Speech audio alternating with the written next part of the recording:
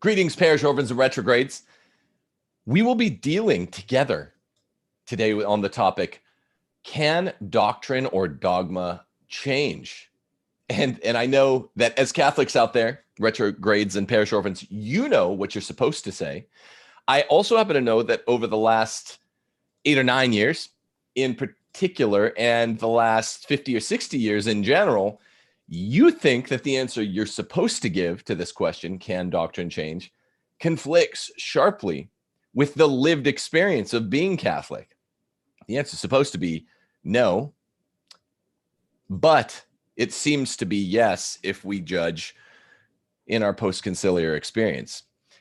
Today, joining me to walk us through this labyrinthine set of answers is Dr. Christopher Malloy of the University of Dallas. He received his PhD from Catholic University.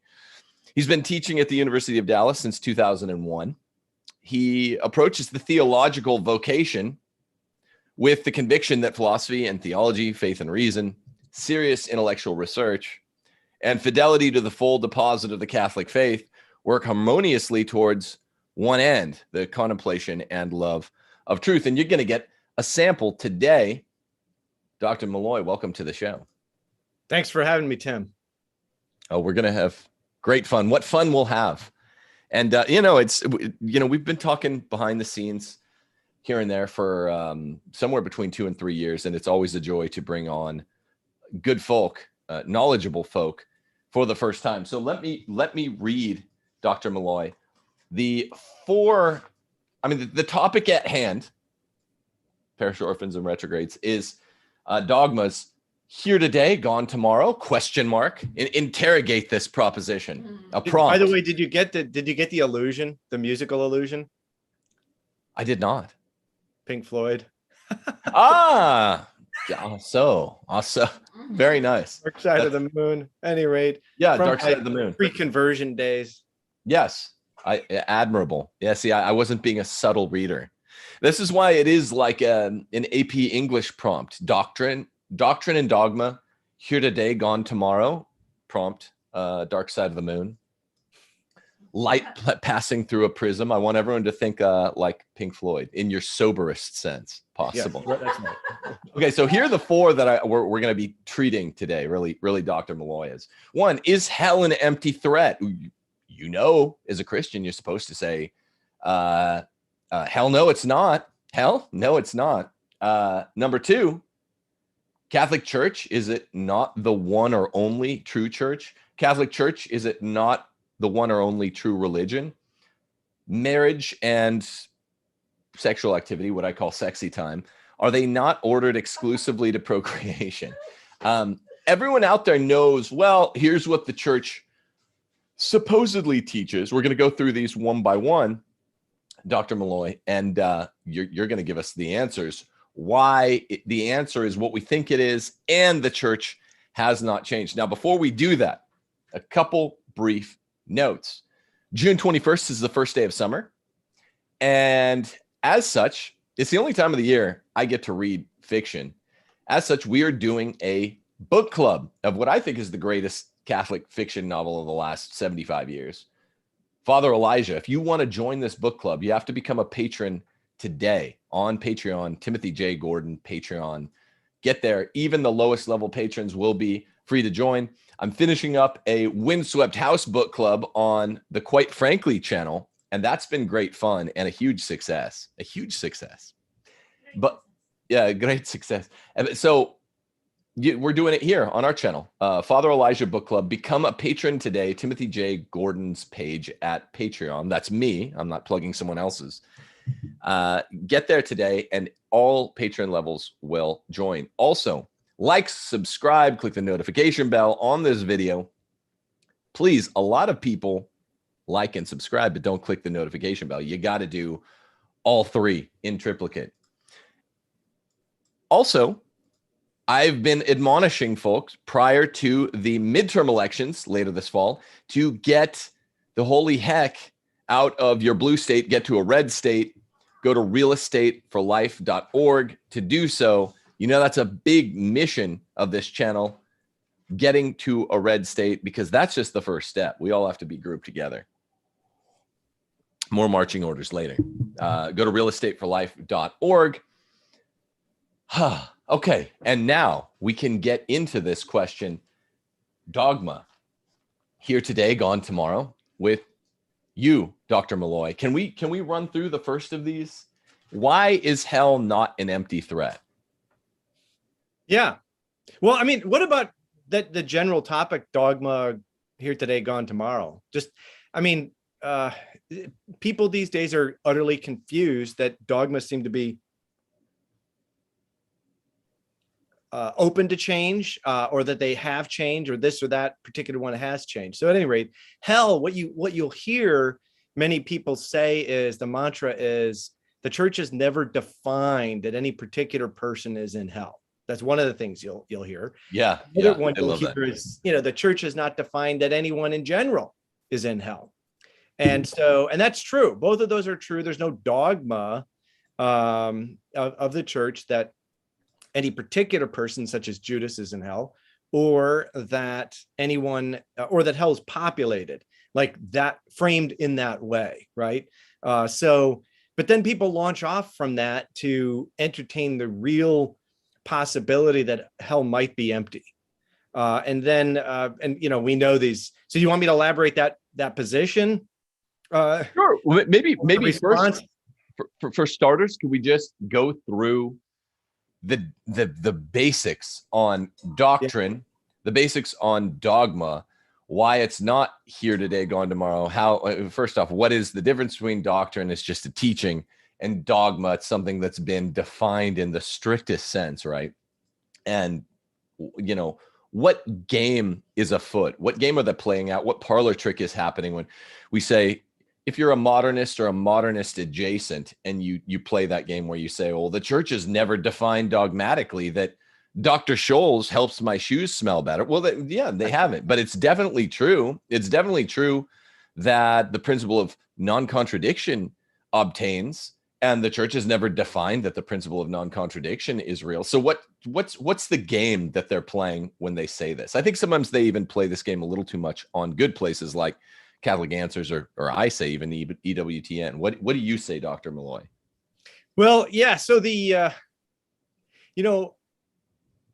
critics of modernism, even a severe critic such as Michael Davies, right, who was very astute, even though he wasn't a theologian. He was astute theologically, but even though he wasn't a theologian, will say, look, there is a good intention to translate the faith into the idiom of the day or the culture. That's fine. That's good. Then there is, the far extreme, the dishonest, the deceptive person who wants to essentially adapt the faith to his preference. And between those two, there are characters of different sorts. Like some maybe begin on the translation project, and then they find themselves essentially too wedded to their own preconceived ideas that are in fact contrary to the church's teaching, and their translation project becomes an adapting process, and so they water down the faith.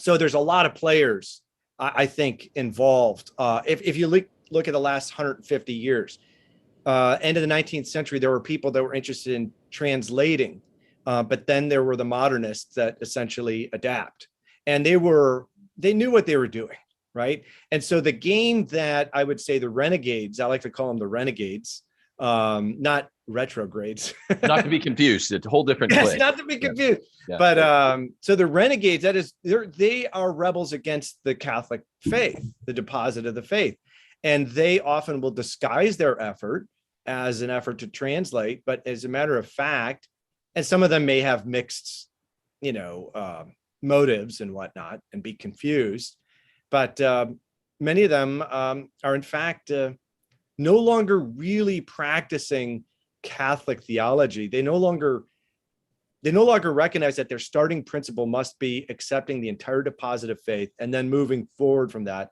explicating to your 6-year-old child You're not going to break out transubstantiation to a 6-year-old. Perhaps. I mean, you can talk about the deep, change and then the surface the same. But we have to translate to the little kids. And similarly, you got your Aunt Gertrude, at the Thanksgiving dinner table. You only have 2 hours, and she's going on and on about the pill. Well, you have to, find a way to say something that will move her in the right direction. But if my project is to take the Catholic faith and move it, move my compass in the wrong way, rather than me navigating this conversation, here and there, here and now to a good end for this particular person. If I am moving the compass, I'm altering the Catholic faith, or I'm pretending to. That's a problem. That's what a lot of people are doing. And so, in long and short of it is, doctrine does develop, but it doesn't get watered down. And once you get an infallible teaching, it's there forever. Right. So, okay. Can I stop you there? Yeah. On the doctrine point, because Trent Horn and I debated two things three falls ago now. And, he's a really smart guy, and he's a really faithful guy. He's a good dude. And people, myself included, have trusted him through the years.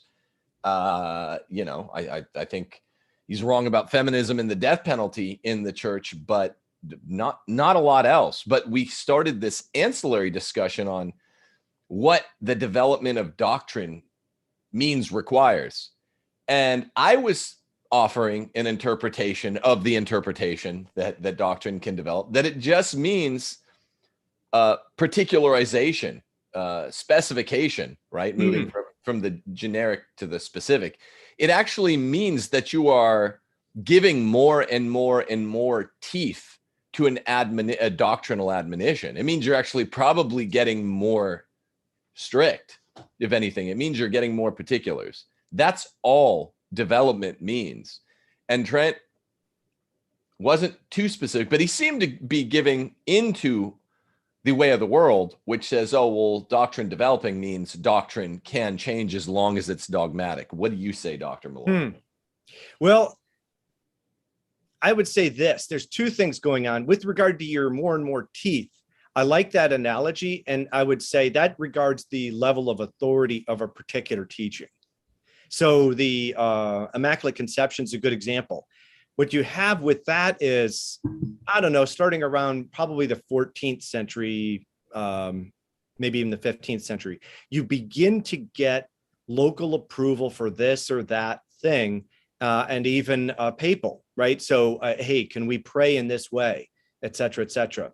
And what you see is a snowballing effect of this particular proposition, Mary was conceived without sin, gaining more and more authority as time rolls out until you get to the point of the ex cathedra pronouncement. So it's already significantly authoritative before that pronouncement, and then it's rendered ex cathedra. But there's another issue. So you say specificity, and I think many doctrinal developments are that, the rolling out of specificity. And there you're talking about the content. Example, Jesus is divine, Jesus is human, he's one person. So those are the three principles of Christology. And then you get the rollout. Does he have a human intellect? Yes. Does he have a human will? Yes. Is the one person divided into two because there are two intellects? No. So there, as it were, you have more particular focused questions. So authority, increasing authority over time. I think that is it's not the rule of thumb. It's stronger than that. It's not, however, the only way things could go, but it is by and large, the vast majority of the way you would see it and the way we have seen it. You don't see the church planting her, pointing in this direction and then pointing in that direction all the time. But even theoretically, you could, if it's a non-infallible teaching. Theologians really don't like to broach this topic because it seems odd. But Joseph Clifford Fenton, I'm sure you've read him. The guy's just, I mean, he's not, a Thomas Aquinas by any stretch, but a solid American theologian mid-century. And what he said was a non-infallible teaching is where the church puts something forward authoritatively, but in the mode of opinion, if you will, opinionatively. And we don't want to think of really weak opinion, but as in the church isn't putting all her chips on that claim, but she's standing by it. Like this is a prudent claim to make. Then what that means is it's conceivable the church could go against that claim or adjust it somehow. So that's a non-infallible. So what I would say, there's two things. There's, generally speaking, you see increasing authority over time, and generally development is towards the more specific. However, it is possible that, and I like to give examples. I could give examples about this. It is possible for theologians, and that's anybody who has the Catholic faith and ponders it, to plumb the faith, as it were, from a different angle. Same faith, but a new appreciation. An example, maybe Therese of Lisieux on the divine mercy. So, and in fact, if I were Pope, I would have made her the doctor of hope, not of charity. She lived charity, but her story of a soul is about hope. Like no matter, the last sentence in that thing is about hope. So what is hope related to? The mercy of God. So she is one who paid attention to the mercy of God, I would say to some extent in a way that few before her had explicitly paid attention to. Then you could get from that kind of approach a teaching that is new, does not contradict anything infallible before, and also you got to have respect for the non-infallibles too. So I don't mean to be poo-pooing the non-infallibles, right? So it's not contradictory of the deposit and of the tradition generally, but it's a new perspective, if you will. Now, yeah. You said that. Now, I've listened to a couple things and I've liked what I've heard, but I don't. So it's not specific to him. But you mentioned a opinion that a new dogma is going to alter the old, and obviously that can't happen. It just cannot happen. We're rooted in our tradition. The problem on that, this would require its own entire show, and I want to get into. I don't want to get into hell. I want to get into the hell question. I want to get into Catholic Church, one true church, one true religion, marriage and sexy time. Is it only oriented at procreation? But I did want to follow up. The dogma is relatively clear. That's just crystallized, right? Once it's been dogmatically defined. But the problem that folks have, I won't say everyday folks on the street, but I would say everyday faithful Catholic folks on the internet that typically like to go to the Latin Mass and think they know a thing or two and do, compared to a lot of Catholic normies, but they're not theologians and they don't understand it, is they have the problem. I know what you're going to say, but I'd like you to unpack it. They have the problem like, okay, well, non-infallible, non-defined, dogmatically defined truth, if it can change, well, that still means that in the year 1900, the church was requiring submission of mind and heart on a teaching that actually could have changed. So it is sounding like you're saying a little bit Trent was right and I was right when we were debating the side issue. 1900, everyone could have been required by Holy Mother Church to give submission of mind and heart to what was later more firmly shored up as probably wrong. Whereas in 2000, the church could be teaching the opposite. It's not solely specification. And so even though it wasn't dogmatically defined in 1900, and it might not even be dogmatically defined in 2000, the church has basically decided to walk on the other side of the road. And yet we were required, even at that low level of surety from the church, magisterial surety, we were basically required to affirm in our minds and our hearts and now we're being required to affirm in our minds and our hearts A prime. That doesn't quite sit right, although the magisterial answer that I know you're going to give technically squares the square. It's not squaring the circle. What do you understand? Yeah. Well, I mean, there's so much to say, but I mean, to cut to the chase, obviously we are talking about a not infallible teaching. So that's really important. And then I do think we can't get to all those particulars. Like you could think of biblical interpretation thing. Those are ones that come to mind, right? I would think early 1900s. Some people make too much of a case for change on particular issues. And so I would go case by case on those. And often I like to alleviate anxiety that way by addressing specific cases, case by case. Now, but it's a non-infallible thing. And I think some accounts of the change are exaggerated, often by the renegades. And then those who want to hold the faith are kind of shocked, and they, then they react completely denying any kind of, well, what they'll do is they'll say, well, then I don't, they can react in a number of ways. I don't have to adhere to any non-infallible teaching. And I think that's the danger we're in right now. You're with good Catholics that say, okay, Malloy, you've said that, this or that strange utterance has come out, but really the faith is this other thing, and the utterance looks different from what the faith is. Then what they do is they say, so I'm going back to the church state stuff or this or that stuff from the 19th century, and I don't need to hold that stuff. And I'm thinking, what? That's actually more authoritative than I think you give out. Now, to cut to the chase with regard to what kind of attitude do we have, think of us like sheep that really don't have as much clue as we think we do have. And Christ is leading his church, and he has his pastors.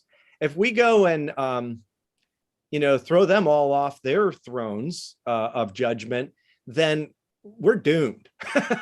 But so there might be like, we're going this way, we're going that way, but they're taking the flock home is what I'd say. And I'd also say that maybe Sister Mary with the ruler, by the way, I love all those Sister Marys with the ruler from the 1940s and 50s. I think they get a bad rap, but they maybe they didn't convey, or maybe your grandmother didn't absorb that there is a distinction between faith in the infallible teachings of the faith and holding the infallible teachings that are not of faith, and you could say embracing or submitting to. That word sounds stronger than the connotation would be, I think. Like holding for true as the prudent guidance of the church now, this or that teaching.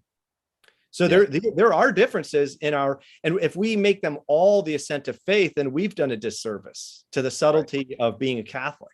Yeah, no, I know. That's what I'm saying. It's squaring the square. It ain't squaring the circle.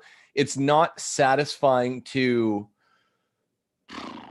Well, I don't want to mince words. I'm known for not mincing words. It's a little bit unsatisfying to the druthers of know-it-all online trads who are largely uncredentialed, but I mean, good people, good Catholics, and will follow what the teachings of the faith are. They don't like that teaching of. They were cheering for me and cheering against Trent Horn when we debated that issue. It sounds like you're telling me it's not just specification. Trent was actually more right on that issue. Now, it doesn't matter to me because he wasn't right about feminism or the death penalty. But it sounds like when we get to marriage, the procreation, I can bring it up.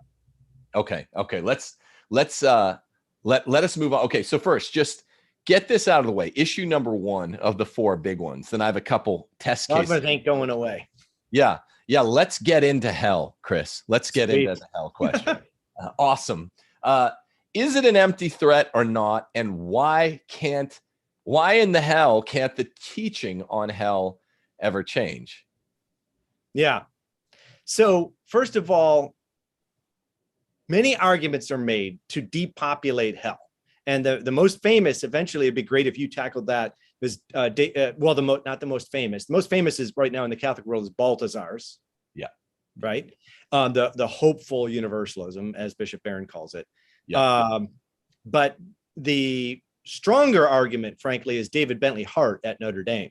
Yep. And that's the one that needs to be faced. He's a formidable intellect, and he's a great writer too.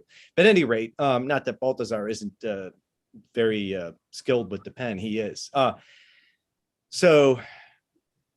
But what all these people miss, many of their arguments would lead you to believe that hell must be empty. So some of his arguments are that hell might be empty. Other of his arguments are that hell must be empty, right?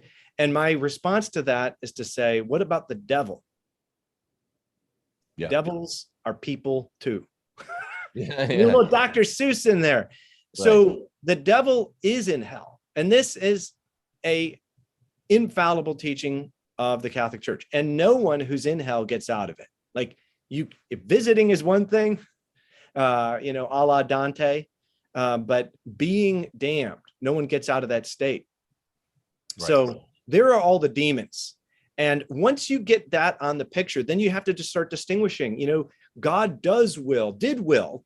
We put God in tense because we can't understand his eternity, but God willed the salvation of the devil, considered as his creature, his adopted son, and the most beautiful of his creations in the order of nature ever.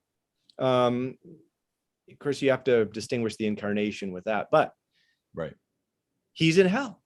So although God willed his salvation, he now eternally wills his damnation. And yes, this is a difficulty, this part of the faith, but we have to accept it. So you've got these, we talk about the antecedent will and the consequent will. It's basically what God wills for the person considered as his creature whom he wants to adopt, okay? And he wills salvation, and he gives the means to get there.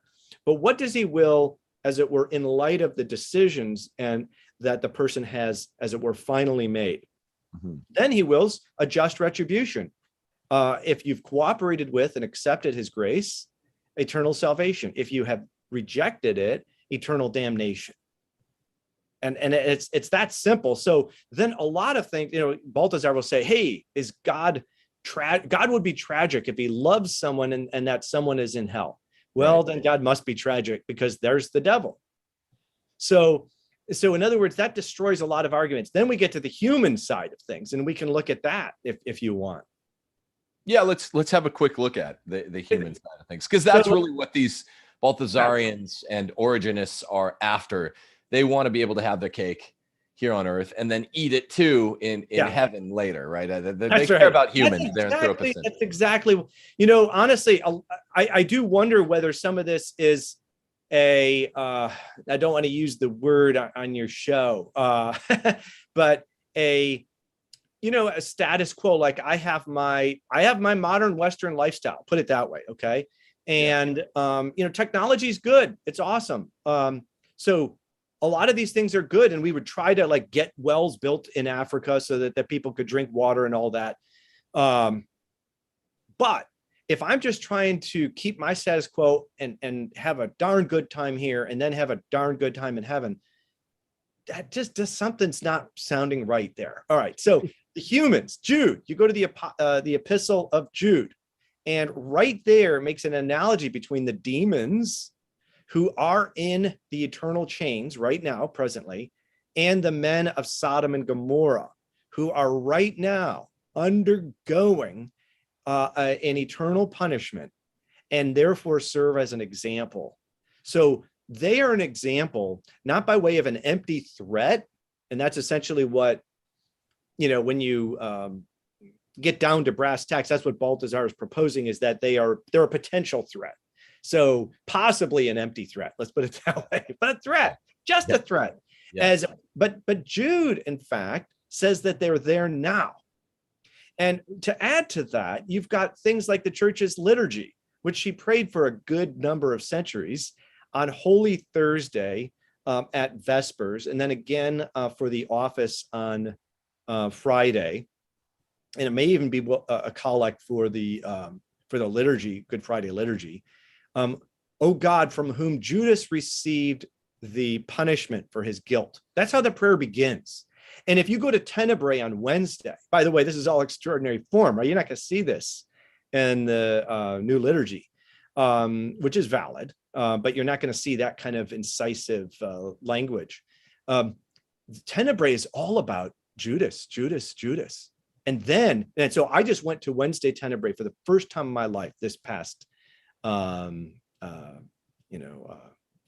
Week. And I was just struck because I had been praying the Judas prayer for my students. On the day we cover Balthasar, we read this, or on the day we respond to Balthasar, this is our prayer. Oh God, from whom Judas received the reward, the punishment of his guilt. All right. So the liturgy also talks about Judas. There are popes who've talked about Judas, whose worst sin was despair, not betraying our Lord, because it's despair over the very blood of our Lord poured forth, right? So it's another betrayal, you could say.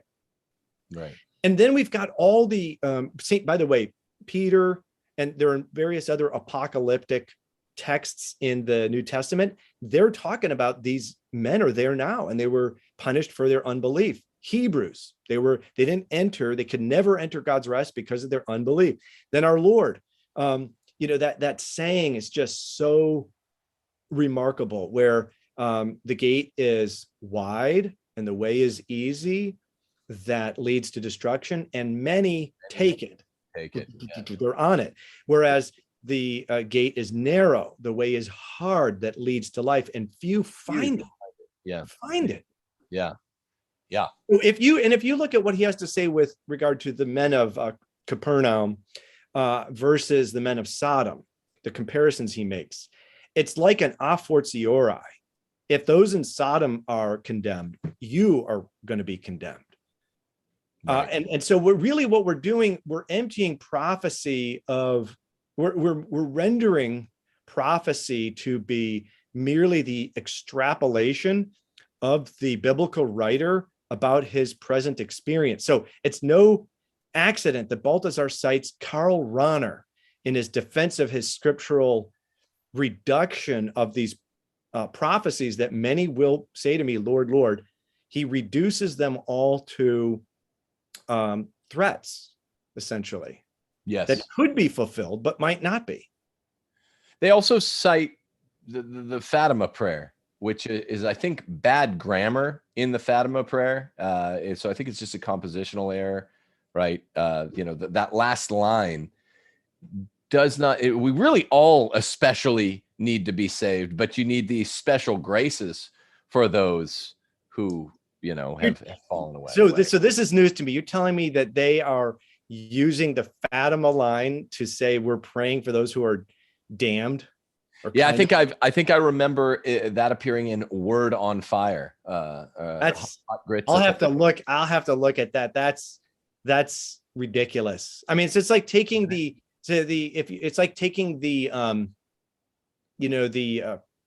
extraordinary form prayers for all souls, and or on the day of death, or the funeral mass.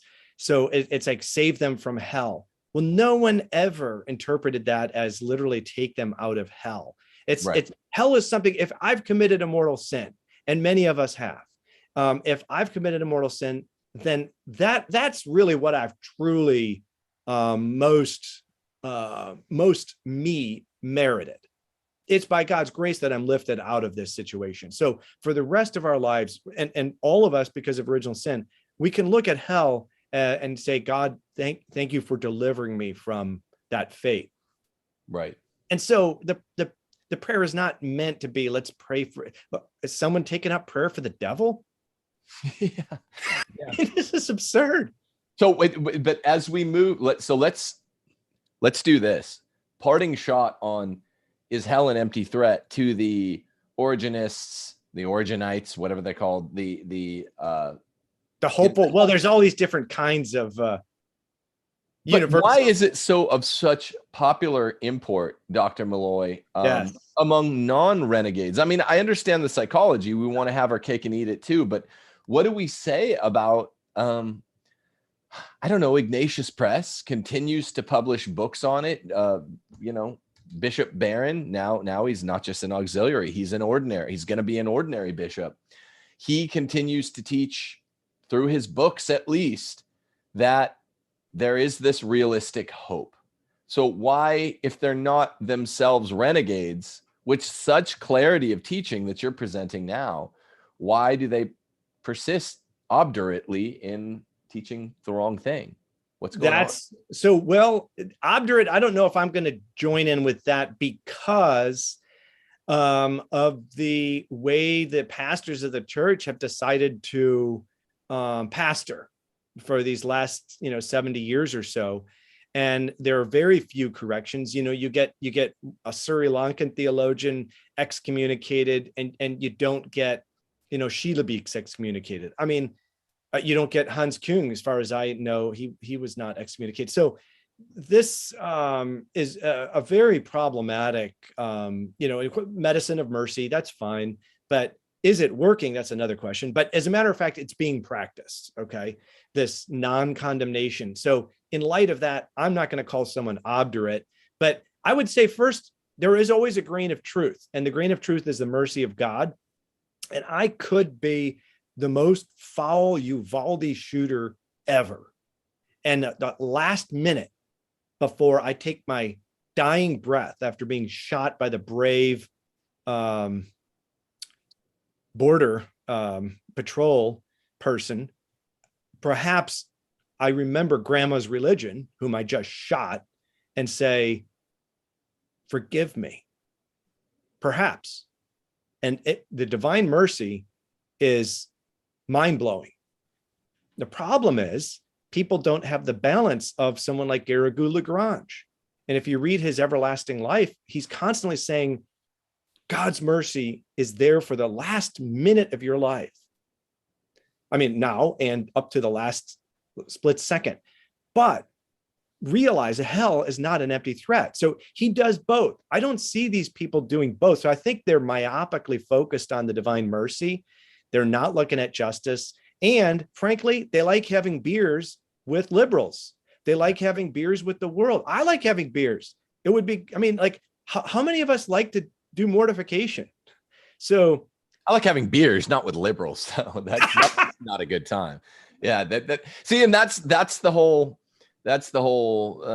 psychological therapeutic point of view that I'd like to get to.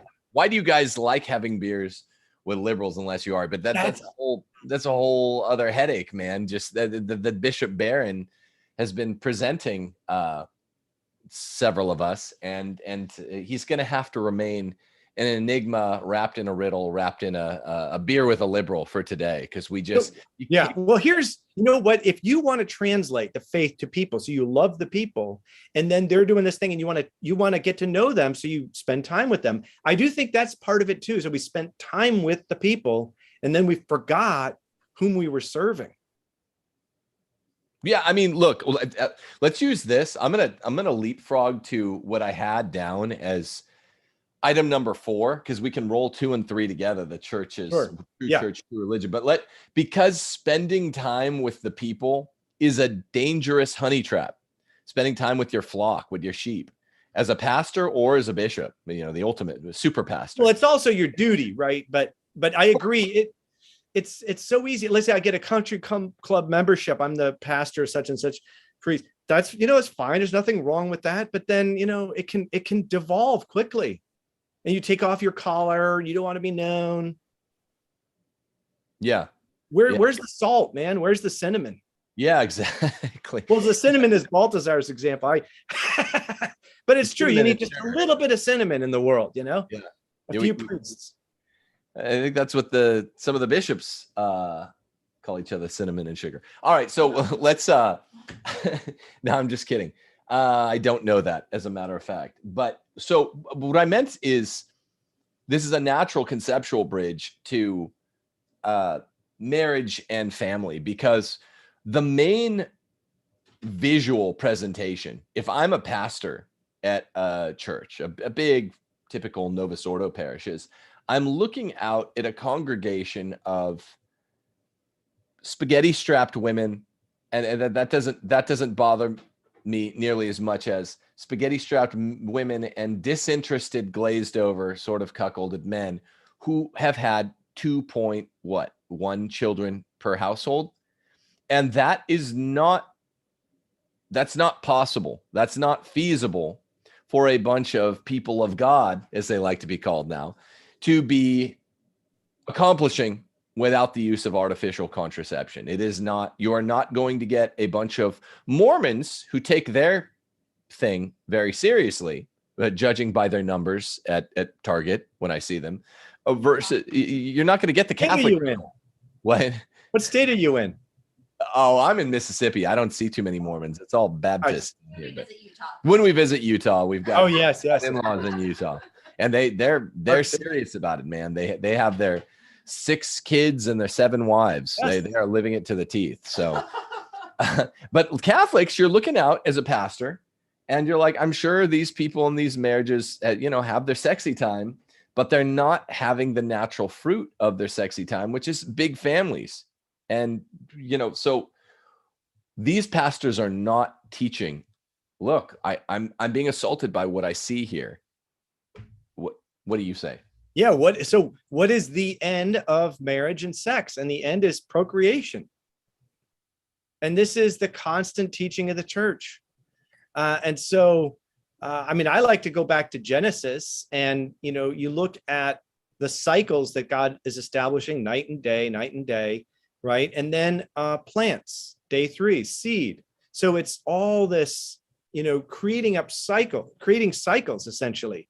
Where you get the male and the female is with the animals, is how, when the Bible brings it up, right? And so male and female is ordered to procreation. And so really, people have fought against this for quite some time. I mean, children, you guys have a bunch of children. I've got 7. They're tough. I mean, and when I get an airplane, it still bothers me less than it used to, but the crying kid in the airplane was one of the stages of hell. No, I'm just joking, but yeah, let's be. It's tough. It's tough. And so I got a guy offering me Benadryl one time when we got off the plane. He said, Benadryl's good for that. And I said, good for what? And then he left. And I thought, oh, is my daughter. She was crying the whole way to get off. So people, the old man's in all of us. That's what I was going to say with regard to the change the doctrines of hell. The old man's in all of us and tempts us.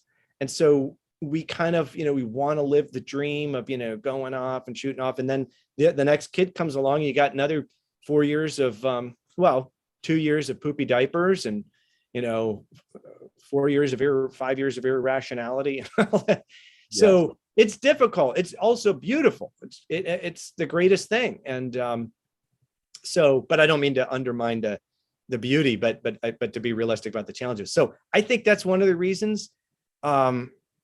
What do you want me to do? Like, look at defend the church's teaching on procreation as the true end? Or here's an issue. People have come. This is the worst thing, is when theologians say it's not the church's teaching. All right. So what about JP2? Yeah, even says, oh well, there's the second equal end of being homeboys with your husband and wife. That's what do you say about that? Yeah. So that's the way theologians will present it, is that procreation is not the primary end, right? And these are, let's say, in the ballpark theologians. So they want to be in the ballpark there. You could find them at a decent university, that kind of thing. So they're not espousing the pill, and they'd be promoting NFP, that kind of thing.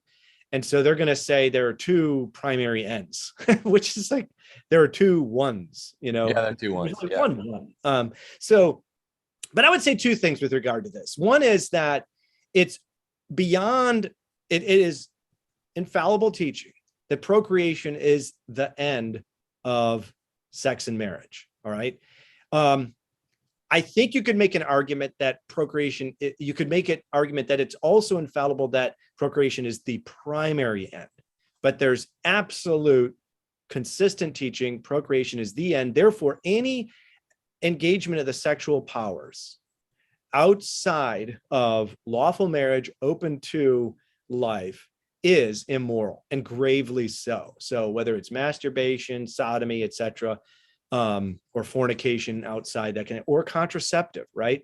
Intercourse. I like to call it contraceptive intercourse, because like, swallowing a pill isn't the sin. The sin is contraceptive intercourse, right? So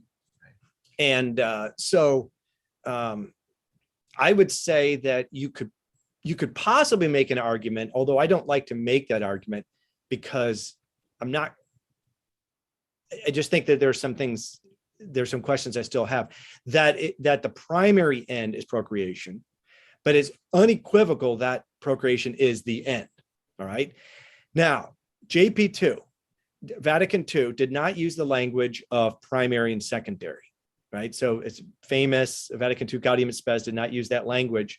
And so some theologians said, see, we've been vindicated. Under Pius XII, we were being condemned in so many addresses that he gave, and that his Holy Office, documents his Holy Office put out. But finally, we've broken through with John the 23rd and Second Vatican Council. But if you, in fact, read the Second Vatican Council carefully, the language of primary secondary is not used, but the substance of that teaching is, in fact, I think, put forward by Vatican II. And John Paul II, in his Theology of the Body, even says, that my theology of the body does not change the hierarchy of the ends and their order. Procreation is number one. However, I do think what he's doing is drawing out a new perspective on marital intercourse, on what marriage is. And that new perspective is also something that has ancient roots in the Catechism of the Council of Trent, and earlier roots in Thomas Aquinas. And you could say in the book of Tobias as well, where, when you think of, I think of when I first saw my wife. Sorry, I thought I turned off messages. Sorry about that. When I, and it is my wife. So when I first saw her, I wasn't thinking, I'd like to bring children into the world with her. I was thinking, holy cow, she's beautiful. I want to be with her the rest of my life. And Pius XI refers to that kind of thing, and he cites the Catechism of the Council of Trent in that regard, that essentially the primary motive that a young man or a young woman may well have in wanting to get married is wanting to be with this beautiful, attractive. So the man wants to be with this beautiful, attractive woman whom he finds alluring, etc. And she wants his strength and his virtue. That's a thing. So I think that's most people's experience. And yet the question is, why did God order us to be so, wow, look at her? And, I wonder if he'll take a look at me. Why did he wire us that way? So he could keep the species going. So in other words, they work hand in glove, if you will. And one way some of the Thomists to put it is to say that, John Paul II and these lines in the Catechism of the Council of Trent are talking about the essence or the form of marriage, which is essentially male, female bonded for life. And then you say, but why? And the why is for the purpose of procreation. And so we will still have our friendship in heaven, but we won't have procreation. We won't be married, and we won't be having sexual intercourse. So to say that some of these people have, rightly appreciating the beauty of sex, they have, I think, wrongly, as it were, created a kind of an autonomous end of sex. And I think if you ran with that, you'd say, well, why can't sex be in heaven? But Jesus says it can't be, and he gives a reason: for they do not die. I think that's the reason he gives. Yeah, this still doesn't get us off the horn of making an autonomous end of even marital friendship. And my wife, by the way, is my best friend, but that's not the end. Teleology knows only one master, and there might be what a Thomist would call. I'm a Thomist philosopher in action theory. You'd call this like virtual order. There's a virtual order toward friendship in sex itself, but sex is the sole end. Procreation is the sole end of No, marriage. it's not the sole primary end. You can make that argument, but it's not the sole end. So you could have multiple ends. I mean, that's where you get the language of hierarchy. Of course, I could be driving to the store to pick up milk and eggs, and I'm not thinking and thinking of designating the form is entirely bound up in action theory. I don't have to be thinking of milk and eggs as I drive to the store. Right. No. Yeah. Virtual intention. I think that's a different matter. So here's the way to think of it is the way Russell Hittinger looks at it, I think is helpful. There are intrinsic ends and there are extrinsic ends, and procreation is an extrinsic end. So in other words, my children are not part of the marriage. They're part of the family. And marriage is ordered to procreation. However, sometimes it doesn't happen. That doesn't mean it's a failed marriage. In other words, if you look at what it is for something. The marital friendship. So the bond is not a friendship itself, and you and I would be in agreement with that. And therefore, if there's infidelity, if someone just no longer engages, if there's abuse, that doesn't break the bond. The bond's still there, despite what a lot of practices of canon law these days, the way actual judges are practicing is to divorce anything, annul anything that comes their way. But the bond cannot be broken if it's there. Okay. And that's true. But the bond is for a friendship. So that's why I'm saying that the essence of marriage is essentially that bonded relation of male and female, which should crown in friendship, but that friendship itself is qua marital, I would say, right, is ordered to procreation. Yeah, it's part of the intelligible quiddity. It's the form, maybe the formal cause of marriage, but the teleology, the final cause of a marriage. How are we getting off the hook of saying we have to have a unique teleology? Yes, there's one. No, that's right. What I distinguish is the doctrinal support for that and the argumentative, as you might call it, the philosophical or the theological support for that. And I'm just, I think you can make the argument. I just haven't made that argument. Let's just put it that way, for the primary end being procreation. But I think you're right. I think it's an argument you can authoritatively. I think you can work it out. Okay, so let's unite 1 and 2 here and bring it around, because we got to get to Catholic Church, one true religion. Most people, as this plays out in the ivory tower, most people sitting in the pews on Sunday we're kind of lucky that most of these people at a Novus Ordo parish even got there, because they aren't motivated by the very real threat of hell, and they're not sufficiently motivated by the very real threat of hell, such as to abstain from contraception, which is, if I'm really putting on my prudential mind, that's probably the greatest threat to most people sitting in Novus Ordo pews, is contraceptive sex, contraceptive intercourse. That's probably the main thing, right? They're all contracepting, or 99% of them. They're not being admonished to their that high. I mean, every one of them, I'd say, almost, for all intents and purposes. Definitely not everyone. I got a lot of friends that go to the ordinary form. But I would say that there's no way. There's a lot of NFPers and a lot of people who I've got a friend with 11 plus. I can't even count how many children he's got. Just, very generous and fruitful family. So whatever the number is, when I go to Novus Ordo, I go to both. I go to Novus Ordo and I go to TLM, and I straight up don't see. I'm talking about what's a visual presentation to the priest. I don't see families in my field of vision with more than, 2, 3 kids. You got to come to Texas. Maybe. No, but I agree. There's a lot of that, and you don't hear the homilies. Yeah. You don't hear no, that's what I'm saying. Yeah. They're not being admonished from the pulpit. Hey, whatever it is, 96, 97%, maybe 99 for all intents and purposes means 100. Okay, say 19 out of 20 of you, if I'm being extremely generous, are contracepting. You couples sitting out there, and it's pretty much all couples. what's going on? This is the main way you guys are going to get it to hell. So there's a conceptual unity between people. These people aren't afraid of hell, and so afraid as to probably remove the main occlusion in their vocation, the marital vocation, to hell. So what does this mean? Do they get a leniency of grading?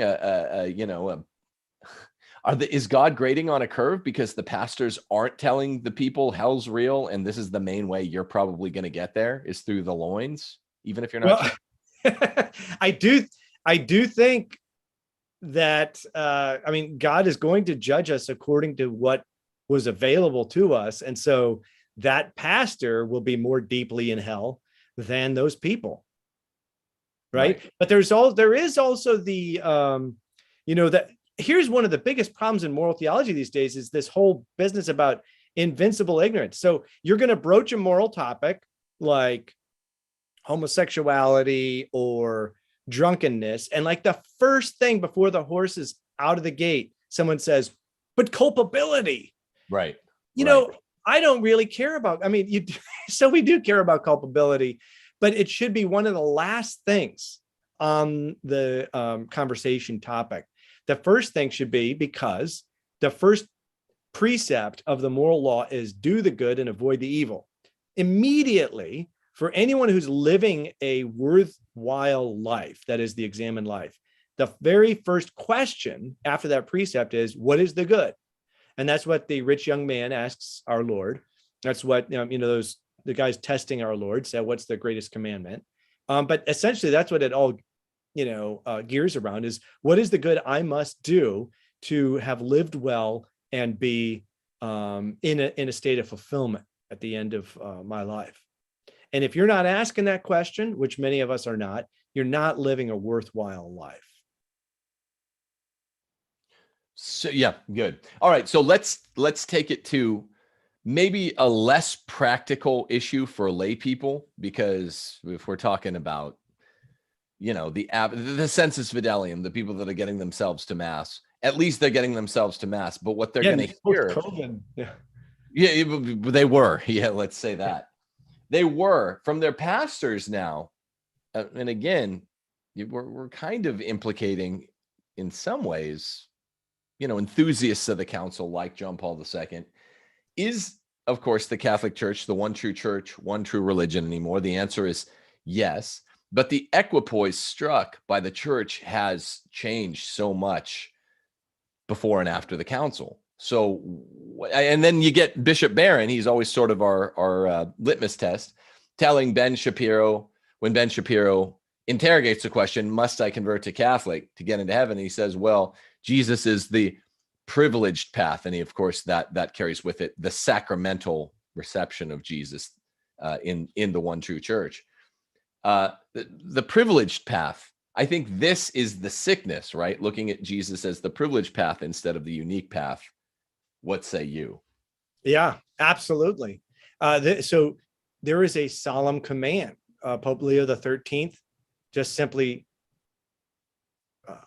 expresses what is the constant mind of the church, that there is a command, a solemn command that our Lord lays upon us Catholics to go and preach to all nations, and upon all those who hear to listen, come to believe, and enter the church. So it's a command to enter the church.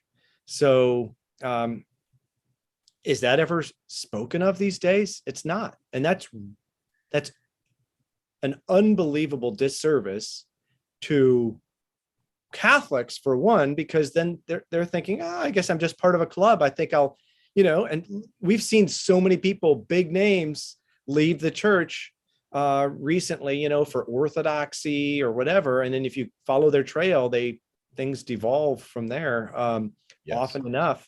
So without judging anyone, and Pius IX is pretty clear, I do not judge anyone. I'm not going to judge anyone, but I must say that the Catholic Church is necessary for salvation. And there's a solemn command to enter her. So I'm going to also say that I'm not going to just say, I can't judge you, you go on your cozy way. Or let's say someone's asking, hey, can I join? Should I join? That's it. That's an open-handed, essentially, help me get off the cliff, the perilous cliff, reaching up. And all you have to do is reach down and say, without judging you, I say yes, and I'm not giving you anything. I'm a beneficiary. I'm not the source of your goodness. I think a lot of us think that we're going to be, triumphalistic and self-promoting if we say to our friend who's not Catholic, when the conversation is right for this, to say, well, yes, the Catholic Church is the one true church. And they can know that if you're committed to that. Eventually, they see your life, and sometimes the conversation can come around to that.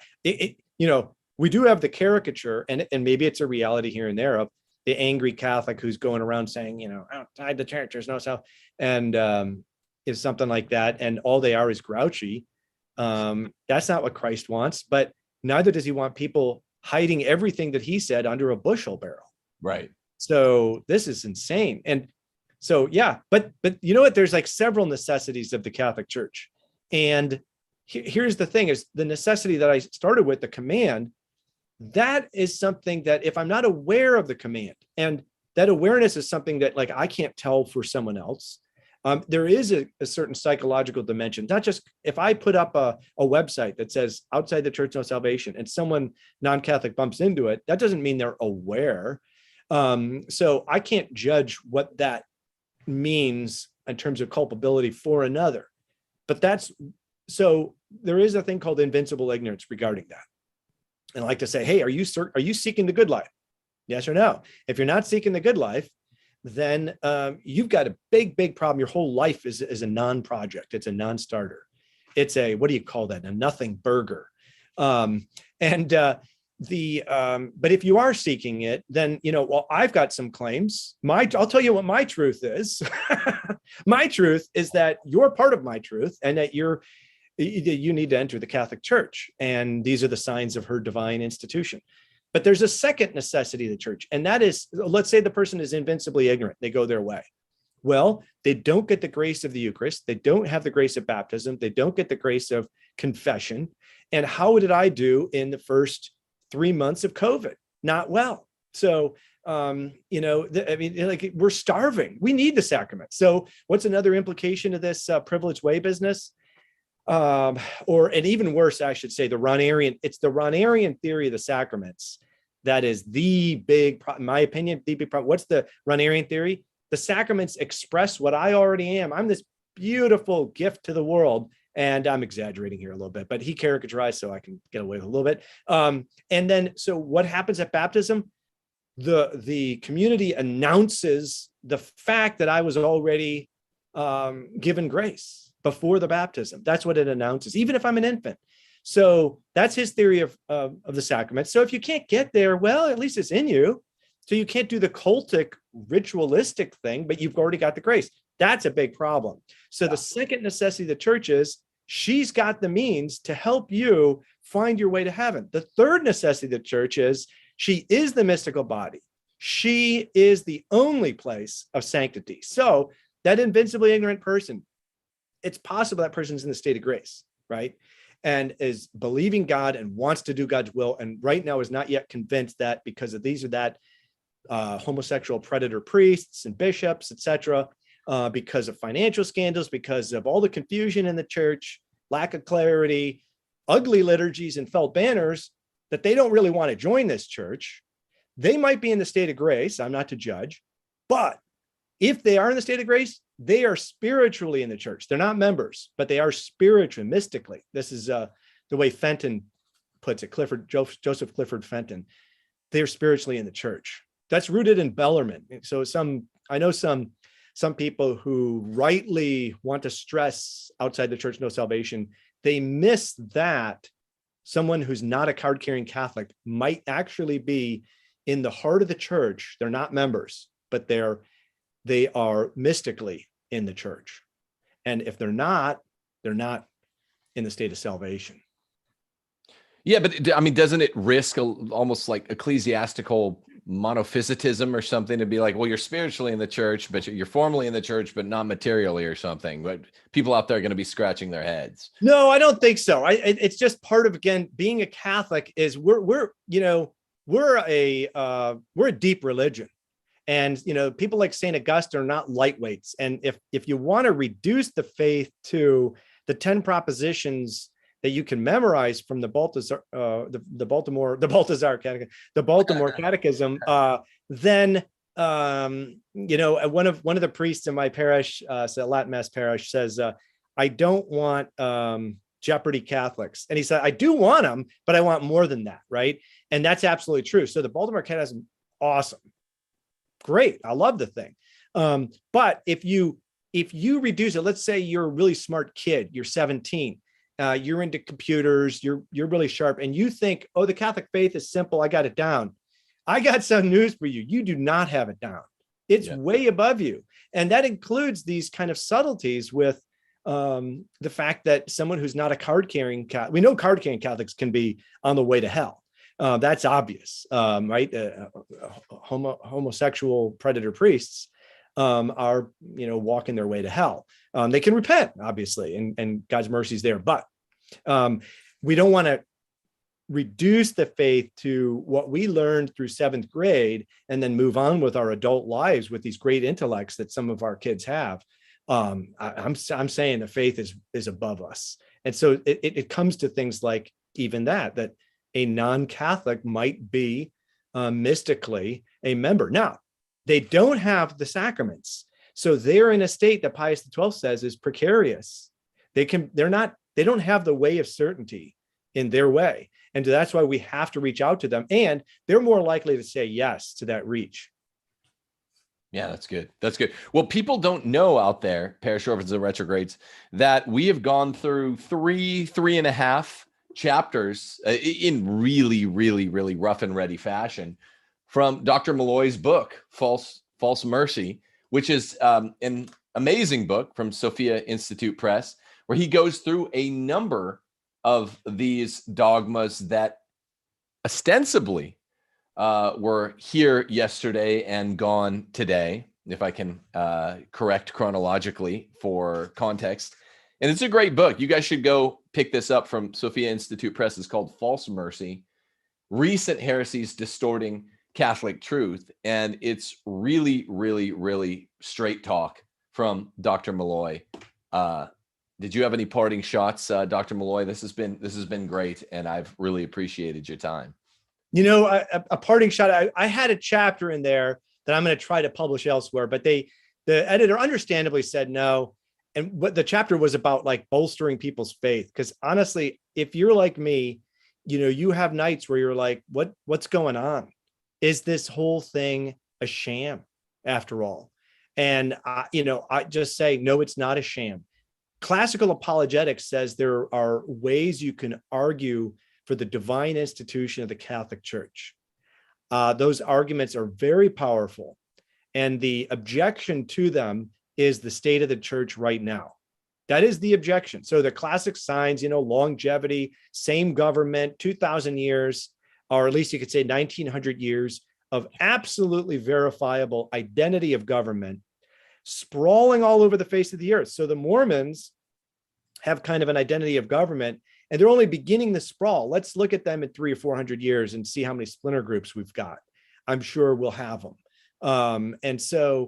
And you look at Protestants, the Orthodox, you look at the Jewish people, etc. You look at the Muslims, they're not a monolith. So the Catholic Church is a unique phenomenon. So you can make an argument from that. You can make an argument from Eucharistic miracles, from apparitions such as Fatima, which was a public witnessed by at least 70,000 people of various backgrounds, careers, a lot of atheists, etc. So you can make these arguments. What is the objection to them right now? It's the crazy state of the church, where there's all these various scandals and above all the confusion. And so my argument is, on the one hand, I do have a hope in God that he's going to address this. Yeah. And friends of mine say, yeah, and he'll do it through us. So let's get down and pray. And thirdly, be confident. The church has been through really, really if you know history, very, very rough times. I mean, I do think this is sui generis, and this is almost like a combination of various problems we've had in the past. And so there's not a strict analogy, but if you know the Avignon papacy washing ashore into the Great Schism or the Western Schism, yeah. And you know the confusions of this and that age, Arianism especially, you know, we've been through some really dark times, but whether here they are again, balls in God's court is the way I say. But as a matter of fact, if you don't pray, you're not going to get there. But we need to pray. God is calling all of us to holiness. That was one of the basic messages of Vatican II. We've always believed it, but that's nicely put. Universal call to holiness.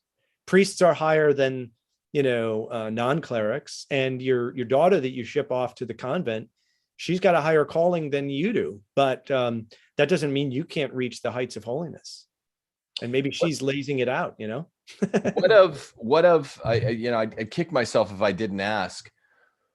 What about, and I do teach church history here on Retrograde Classical Academy. There is nothing to precedent or to foreshadow, to prefigure the universal giving by the Pope of the Eucharist, intentional, after a 30-year plan by the likes of Cardinal Casper, to unrepentant mortal sinners. And then, we had the 2014 synod, the 2015 synod, all kinds of skullduggery going on by the Casperites to get communion to the divorced and civilly remarried. And then we had April 2016, Francis playing the footnote trick. This is still the highlight of his pontificate, the low light. And then 6 months after that, in October of 2016, he sticks into the Acta Apostolicae Sedis, to his letter to the Argentine bishops, saying you have the only correct interpretation of that footnote, that accursed footnote. And now we just have this sacramental policy on the Eucharist that basically it can be given to mortal sinners. What are we to make of that? That has not stopped troubling me since 2016. Yeah, I put it in the class of pastoral scandals, right? So just an analogous to the annulment process. My wife worked for a chancery at one point, and way back when, and she remembers them saying, "We'll find a way, no matter what the case is." Wow. And my response to that, there's a woman named Bay McFarland who's really doing a lot of great work. I know her. Yeah. So one of my responses on this is to say, you know what? What is the good that I must do? What is the evil I must avoid? That's my first question after I experience the command that is in my heart and conscience. Do the good, avoid the evil.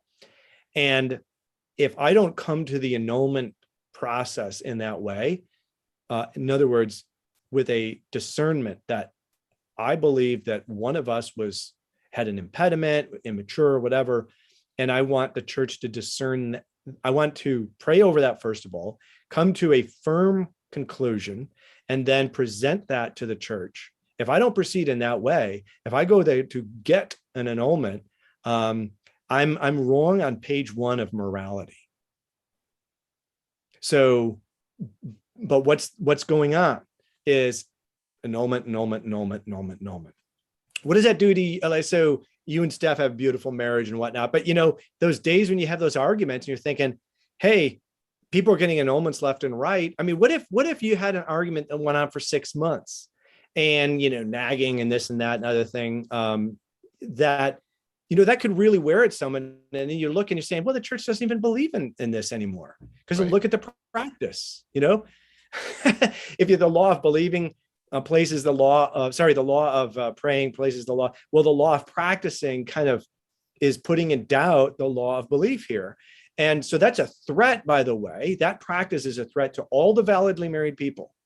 It's a threat to the common good. It's a serious problem, and it needs to be addressed. So I guess I'm seeing your problem, and I'm doubling down. and it's still the Holy Catholic Church. Where are you going to? So the words of Peter, where else are we going to go? Right. Right. It's frustrating. Yeah, where we stay here and be frustrated. Christ is alive. I mean, I wrote to a former student. He asked me, what's going on? I said, you know what? There's some priest in New Mexico who just absolves somebody's sins. Did anyone write about that? Was there a Facebook about it? No, but he did it. So the church is still alive, and we just need to go to mass, go to confession, pray, and do good works. Actually show the love of Christ to others. Well, I'll bite at that. And thank you for your time. People out there, it's really, really accessible. You don't have to be a theologian to read False Mercy by Dr. Chris Malloy. Thanks for your time, Dr. Malloy. People. Thanks so much.